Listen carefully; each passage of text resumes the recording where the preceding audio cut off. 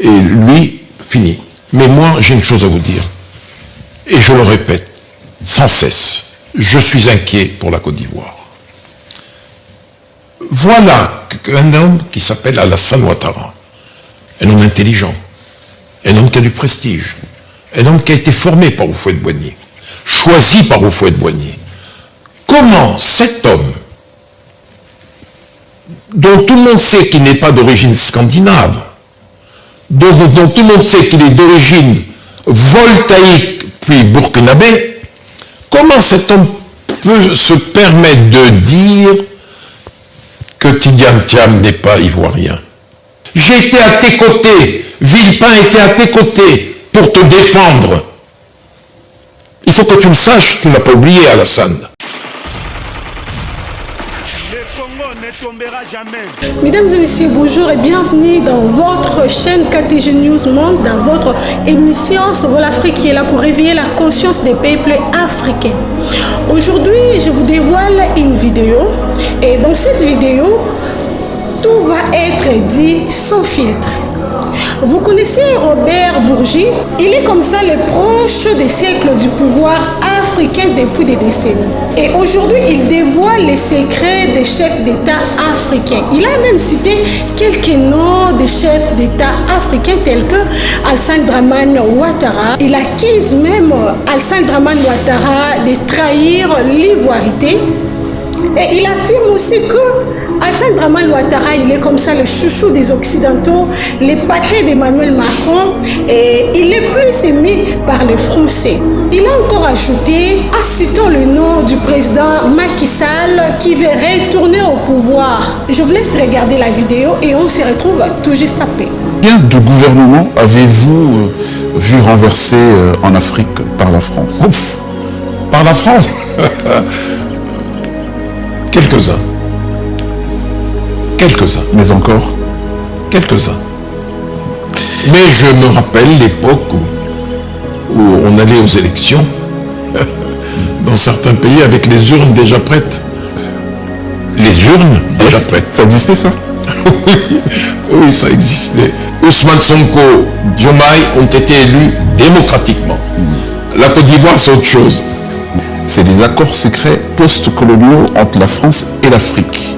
Quelle est la vérité sur les contenus de ces accords secrets? Qu'est-ce qu'il y avait dedans? C'est les accords de défense.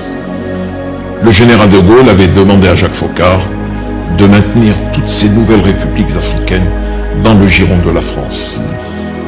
Vous allez les rassurer, Foccart, on va élaborer des accords de défense qu'on va signer avec eux. Vous leur garantirez leur maintien au pouvoir et nous allons nous assurer de nos intérêts dans le pétrole, dans le gaz, dans les minerais, et c'est tout. De ne pas manquer des matières premières stratégiques. D'où la naissance de ce terme de France-Afrique. Une frontière, en l'occurrence celle du Burkina et de la Côte d'Ivoire, pour évoquer le cas ivoirien qui est aussi présent dans l'actualité. On a aperçu Tidiane Thiam à Paris hier. Tidiane Thiam qui a été retoqué des candidats potentiels à l'élection présidentielle. Comment vous voyez les choses de ce côté, vous qui êtes un bon connaisseur et un visiteur du soir du couple Ouattara et Dominique? J'ai été un visiteur du soir, j'ai été l'ami d'Alassane. Qu'est-ce qui s'est passé? Je voudrais consulter un grand marabout pour me dire ce qui s'est passé. Pour que Alassane Ouattara m'ait fermé l'accès de la Côte d'Ivoire. Je vois quelquefois sa femme, je l'aperçois au restaurant. On fréquente des restaurants communs, le Stresa, le Flandrin. Elle a toujours été très agréable avec moi. Elle est restée la même que j'ai connue. Et lui, fini. Mais moi, j'ai une chose à vous dire. Et je le répète sans cesse. Je suis inquiet pour la Côte d'Ivoire. Voilà un homme qui s'appelle Alassane Ouattara. Un homme intelligent. Un homme qui a du prestige. Un homme qui a été formé par Houphouët-Boigny, choisi par Houphouët-Boigny. Comment cet homme, dont tout le monde sait qu'il n'est pas d'origine scandinave, dont tout le monde sait qu'il est d'origine voltaïque puis burkinabé, comment cet homme peut se permettre de dire que Tidiane Thiam n'est pas ivoirien? un homme dont le père a été ministre d'Houphouët-Boigny, un homme qui est le filleul de papa Houphouët, un homme qui a grandi à la maison du père, c'est-à-dire d'Houphouët-Boigny. Comment cet homme, tout d'un coup, n'est plus ivoirien? Non mais enfin, on est dans quel monde? On est dans quel monde? Mais Alassane, je m'adresse à lui, tu oublies que tu as Bédier t'a combattu au nom de l'ivoirité. Henri Conon Bédier t'a combattu au nom de l'ivoirité. J'ai été à tes côtés, Villepin était à tes côtés pour te défendre. Il faut que tu le saches, tu ne l'as pas oublié, Alassane. Et voilà que maintenant, au nom de ce dogme, tu veux interdire à Tidjane Thiam d'être candidat à la présidentielle. Mais on est dans quel monde? Mais il est apprécié des milieux financiers mondiaux. Il était dirigeant d'une grande banque suisse. On devrait être fier de l'avoir comme candidat. Alors, il élimine... Gbagbo est éliminé. Le pauvre, il a payé de 10 ans de liberté à la CPI. Rentré au pays, maintenant on le condamne? Non, mais il a payé sa dette. Vous êtes d'accord? Il a payé sa dette, 10 ans à la haie. Soro est éliminé. Gbagbo est éliminé. Blégudé est éliminé. Et voilà, tu dis, tiens, mais il va se présenter contre qui? Contre des fantômes? Non. Et alors, pourquoi vous travaillez... J'ai parlé, j'ai haussé le ton, pardonnez-moi. Alassane Ouattara, qui par ailleurs a fait un travail remarquable en Côte d'Ivoire ces dernières années, pourquoi votre avis veut s'accrocher? On a voulu dire, par certaines indiscrétions, qu'il y aurait quelques affaires judiciaires sous le coude qui seraient éventuellement agitées. Ce que vous avez entendu, Morgan, je l'ai entendu, que la justice s'intéresserait à Dominique Folleroux, épouse Ouattara, s'intéresserait l'héritage d'Houphouët-Boigny, les biens mal acquis et tout. Les bruits que vous avez entendus, je les ai entendus. Mais il est évident qu'Alassane Ouattara ne prend pas cette route sans le conseil de sa femme. Sans le conseil de sa femme, pour laquelle je renouvelle mon attachement et mon affection. Alors vous pensez que s'il y avait une élection régulière en Côte d'Ivoire aujourd'hui, Thiam, Gbagbo, Ouattara, qui aurait eu une chance de l'emporter? J'aimerais bien faire comme Omar Bongo Ondimba. Un jour de confidence, je dis, papa, mais pourquoi vous financez tout le monde en France? Tout le monde, de la gauche à la droite. Il me dit, fiston, je joue aux courses, je mise sur tous les chevaux. Un cheval va rentrer et j'aurais misé sur lui. Aujourd'hui, je ne sais pas qui va l'emporter. Qui va l'emporter, mais j'avoue quand même. Alassane Ouattara, plus Thiam, plus Gbagbo, plus Soro, c'est un sacré attelage de très grande qualité. Je regrette simplement que cette course n'ait pas lieu et que si cette course a lieu, que les règles soient faussées. Robert Bourgi, on va parler à présent d'Idriss Déby du Tchad. C'est quelqu'un que vous avez connu, qui a été remplacé par son fils. Est-ce que vous pensez que ce dernier réussira? J'ai connu le nouveau président du Tchad, jeune, aux côtés de son père. Son père l'aimait beaucoup. J'ai posé la question. Je suis très curieux. Je lui ai dit, mais Idriss, le petit, il a 40 ans de moins que moi. Et je lui dis, le petit, mais il est très bien. Je le forme, il est très bien. Mais pourquoi ne réussirait-il pas? Pourquoi? Il a pris le pouvoir, ma foi, il me semble bien taillé pour diriger le Tchad. À lui aussi, j'ai envie de dire, ne gouverne pas comme a gouverné ton père. Il faut faire participer toutes les classes sociales du pays. Les intellectuels. Les intellectuels apportent un air nouveau, un esprit nouveau à la politique. Mais on les fait participer. La confiscation du pouvoir entre les mains d'un homme et de son clan, merci pour le mot, ne nourrit pas l'intérêt du pays. Non. Vous évoquiez Macky Sall tout à l'heure, et vous n'avez pas fait un mystère de l'excellence de vos relations avec lui. Il a quitté le pouvoir, il est aujourd'hui au Maroc où il vit. Pourquoi ne met-il pas son expérience pour la continuité ou plutôt pour la pérennisation des acquis? On a l'impression qu'aujourd'hui ça frictionne pas mal entre le nouveau pouvoir et lui. Et pourquoi forcément aller en exil après le pouvoir? Morgane, oui. Je vous arrête. Le président Macky Sall, si on lui demande, il est tout à fait prêt à mettre son expertise au service de son pays. Mais il s'est barré aussitôt que... Non, mais il ne s'est pas barré. Il ne s'est pas barré. C'est le président de la République, Diomaye Faye, qui a mis à sa disposition l'avion et il a voulu une nouvelle vie s'est ouverte à lui. Personne ne lui a demandé de mettre son expertise. Moi, j'appelle les nouveaux dirigeants sénégalais à faire appel à l'équation personnelle de Macky Sall, à son audience mondiale. Et il a une excellente réputation dans tous les milieux, en dehors du Sénégal. Mais pourquoi ne pas faire appel à lui? Or, je constate avec douleur que c'est en permanence une chasse aux sorcières.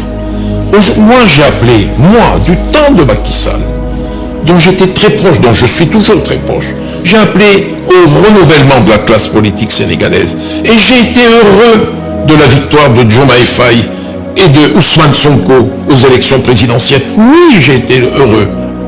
Il fallait qu'il y ait une nouvelle classe politique. Mais il n'y a aucune expérience sur le plan international, comme sur le plan national.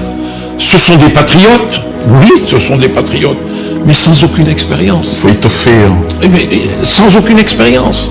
Et je voudrais tellement que les mains se tendent vers Macky Sall, parce que les mains de Macky Sall sont prêtes à prendre les mains du président et du Premier ministre. Mais il a été un peu dur avec ses opposants à l'époque. Mais quel est le président qui ne chercherait pas à rétablir l'ordre quand il est perturbé? Un service d'ordre, c'est fait pour cela. Et d'ailleurs, il y a eu quelques expériences malheureuses du nouveau pouvoir en Casamance et à Saint-Louis, où il y a eu des troubles. Et on fait intervenir le service d'ordre. Il y a une police, il y a une gendarmerie pour cela. Bon, certes, les 80 morts, c'est 80 morts de trop. C'est un peu excessif. C'est 80 morts de trop. Que s'il y a eu des exactions, s'il y a eu la volonté délibérée de tuer et de faire mal, cela doit payer cher. Vous comprenez ce que je veux dire? Je comprends parfaitement. Doit payer cher. Mais Macky Sall aime son pays. Vous croyez, je n'en ai pas parlé avec lui, mais vous croyez que Macky Sall, en dehors, certes, il est invité partout dans le monde, vous le savez, partout dans le monde. Encore hier, il était invité à Casablanca pour un forum international. Et il était récemment à Paris. Oui, il était à Paris, comme je l'ai dit, il n'a pas rencontré un gardien de musée. Vous voyez, à vous de comprendre ce que je veux dire. Il est reçu de partout, au plus haut niveau. Mais qu'on fasse appel à lui. Il aime son pays. Je suis certain, Macky, je suis certain que tu t'ennuies à Marrakech. Tu aimes le Maroc. Tu es un ami du souverain, du monarque. Tu es un ami de la famille royale. Mais tu es un homme d'activité. Il s'ennuie au Maroc. Il s'ennuie. Il voudrait rentrer dans son pays. Mais qu'on le laisse rentrer dans son pays et que ce ne soit pas au péril de sa vie. On ne sait jamais ce qui peut se passer. Vous pensez qu'ils iraient jusque-là, Ousmane Sonko et Diomaye Faye? Vous savez, moi, écoutez, c'est la première fois que dans un pays, je ne vois pas les autorités de ce pays. Je n'ai jamais rencontré le président de la République comme le Premier ministre. Le pouvoir est si hermétique que ça? Je n'ai jamais rencontré l'un et l'autre. Le président de la République m'a écrit une lettre excessivement gentille, chaleureuse, lorsque je lui ai fait parvenir mes mémoires, J'ai fait la même chose dans la direction du Premier ministre, je n'ai reçu aucune réponse. Parce qu'on doit lui dire, sans doute, ah, attention, il est l'ami de Macky Sall, il est toujours avec Macky Sall. Mais dites-moi, j'étais avec Abdou Diouf. Abdou Diouf ne m'a pas fait le reproche de travailler avec Abdoulaye Wade. Abdoulaye Wade ne m'a pas fait le reproche de travailler avec Macky Sall. Mais Macky Sall demain apprendrait que j'ai vu Ousmane Sonko, que j'ai vu le président de la République, qui m'ont chargé de telle ou telle chose dans le domaine de la diplomatie parallèle. Vous croyez que Macky Sall m'en voudrait? Non, il ne m'en voudrait pas. Parce qu'il est habité par l'intelligence et l'amour de son pays. Alors, combien de gouvernements avez-vous vu renverser en Afrique par la France? Ouf, par la France? Quelques-uns. Quelques-uns. Mais encore? Quelques-uns. Mais je me rappelle l'époque où on allait aux élections dans certains pays avec les urnes déjà prêtes. Les urnes déjà prêtes. Ça existait, ça? Oui, ça existait. Et c'est pour ça que je suis bien placé pour dire que Brice Oligui Nguema a été élu démocratiquement. Ousmane Sonko, Diomaye ont été élus démocratiquement. La Côte d'Ivoire, c'est autre chose.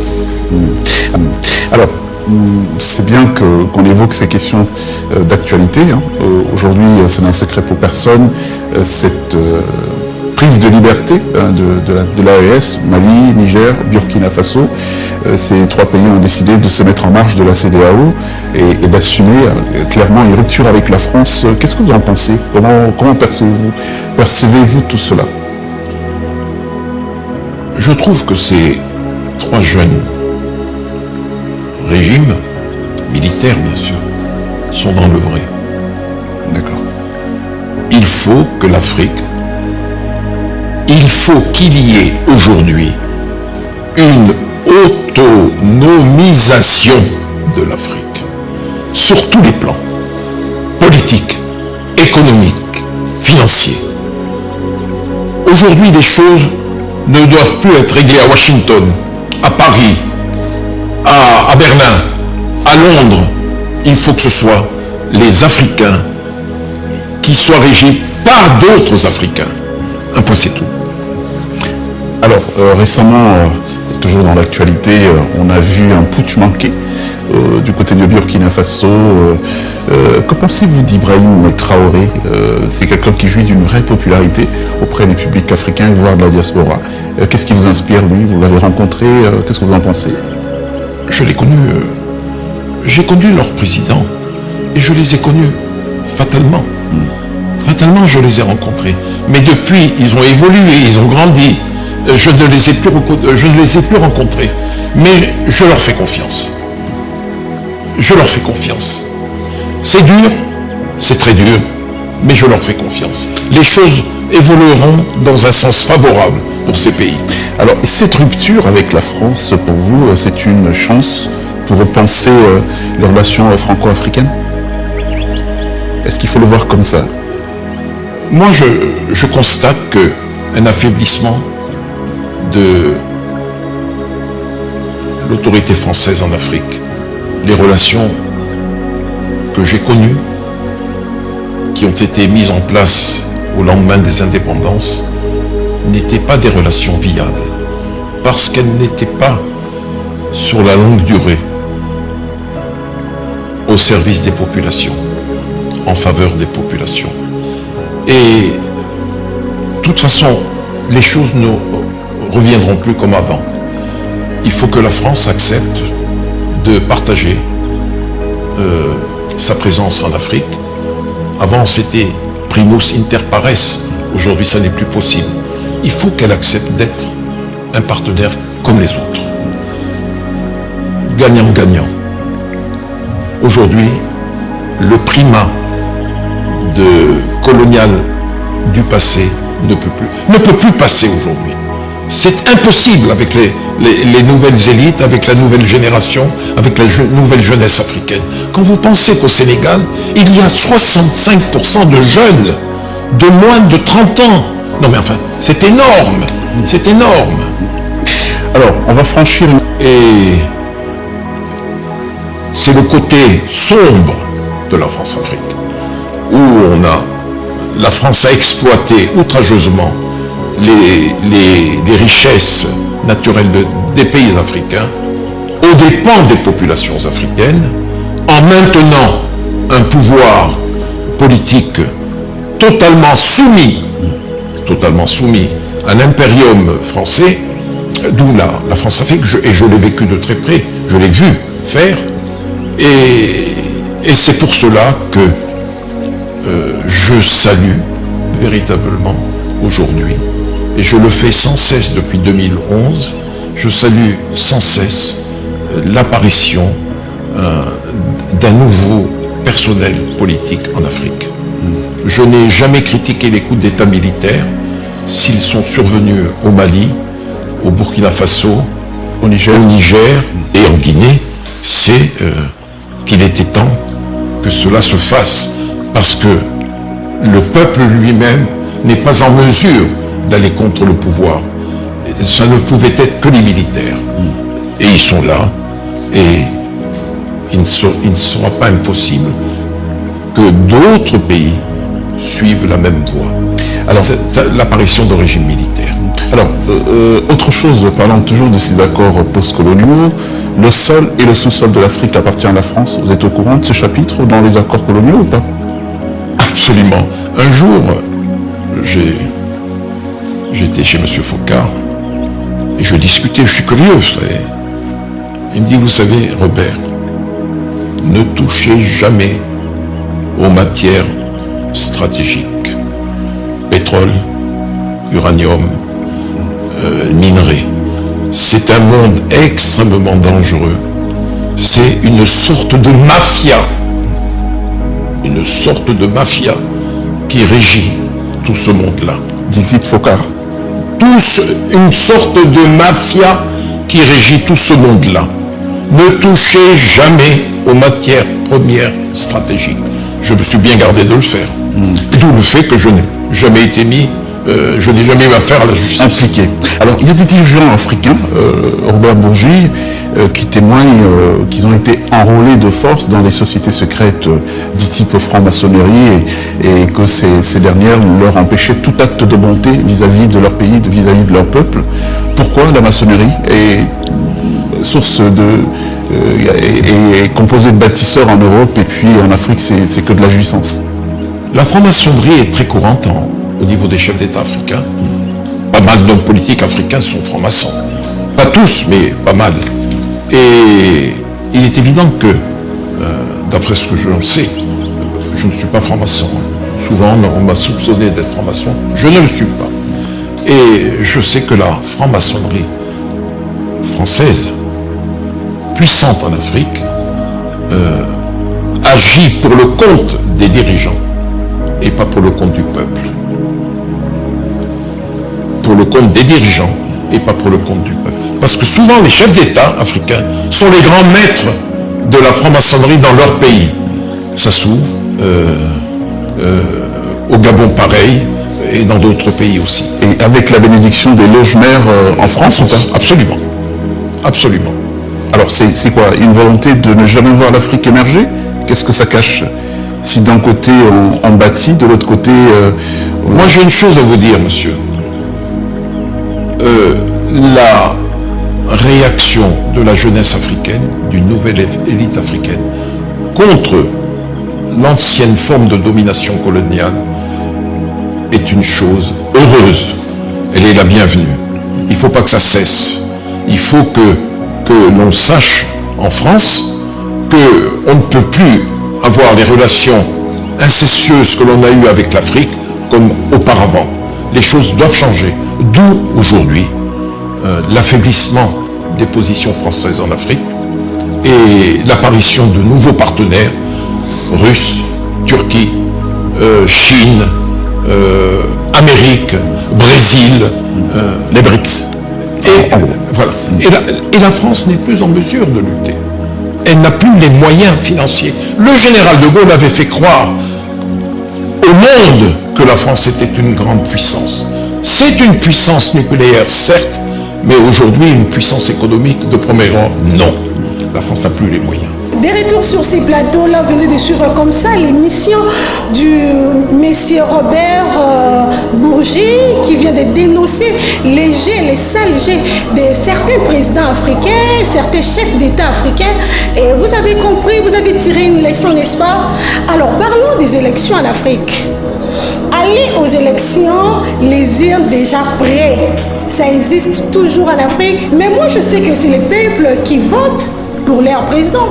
C'est le peuple qui élit le numéro 1.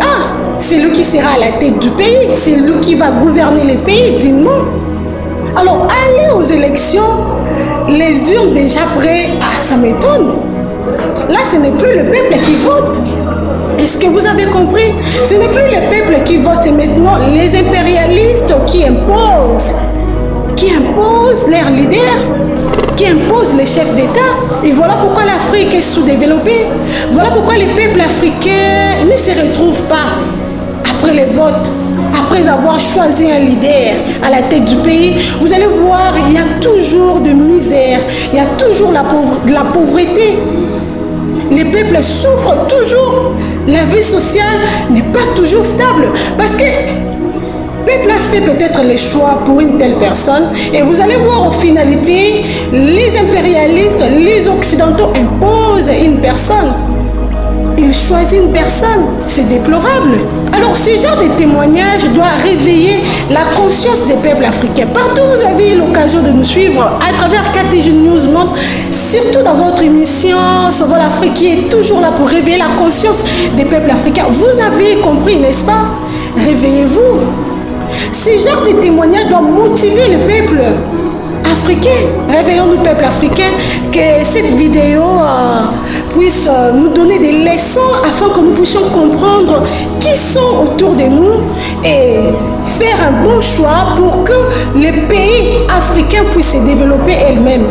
On n'a pas besoin de l'aide. Vous avez vu vous-même leurs frères en train de dévoiler leurs secrets. C'est parmi les gens qui ont imposé en Afrique. C'est parmi les gens qui ont détruit l'Afrique. Cet homme Robert Bourgi. Et quant à moi, je vous dis au revoir. Autant plus rester toujours branché sur KTG News Monde pour suivre nos différentes vidéos. Aimez, commentez, n'oubliez pas d'activer la cloche de notification pour ne rien rater. Et je tiens à dire un grand merci à mon équipe technique. On se retrouve comme ça à la prochaine. Bye. Le Congo ne tombera jamais.